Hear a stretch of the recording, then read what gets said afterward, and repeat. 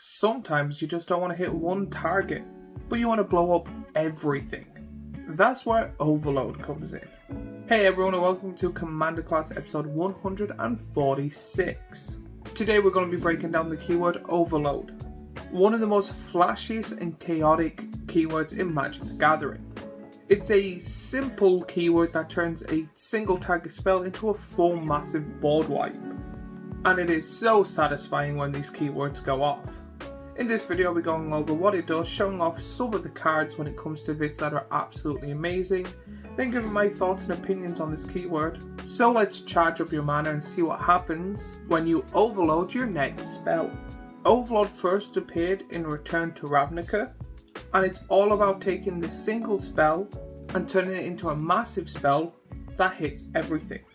So usually these are single target spells. It'll be something like return target creature to their owner's hand, or kill target creature, or something along them lines.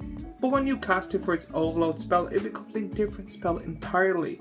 The normal spell cost will be in the top corner. This will say a mana cost and then overload. If you pay that one instead, what it does is it changes the text on the card.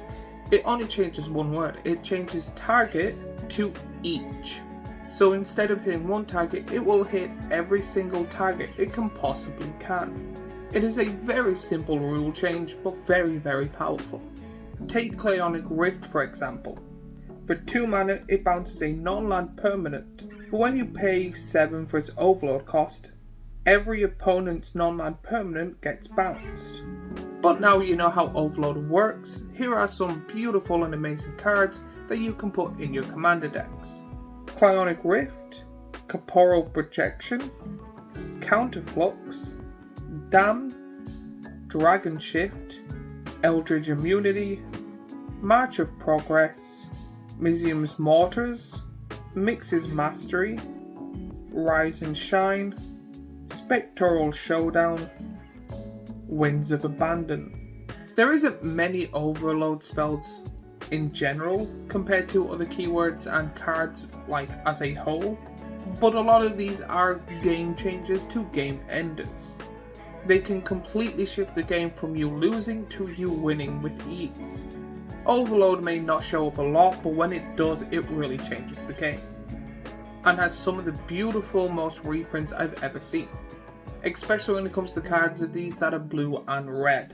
They usually have great design and quite great balance for how Magic's going, but they can also be frustrating, especially if they are being used on you. Overall, I would give these an 8.9 out of 10.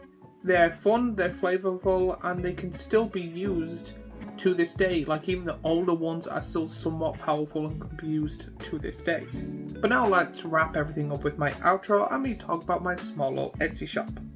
I have a small little Etsy shop where I make t-shirts and hoodies in multiple colours and sizes for people to enjoy. So if you want to help out the channel, buy yourself something nice, and then secondly, like, subscribe, comment and watch more of my content.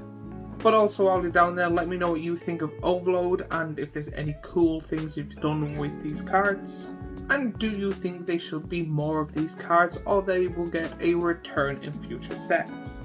And if you like this Commander's class, I have last week's Commander class here, a playlist of every single Commander class I make here, and a subscribe button here, and I shall see you all in the next video.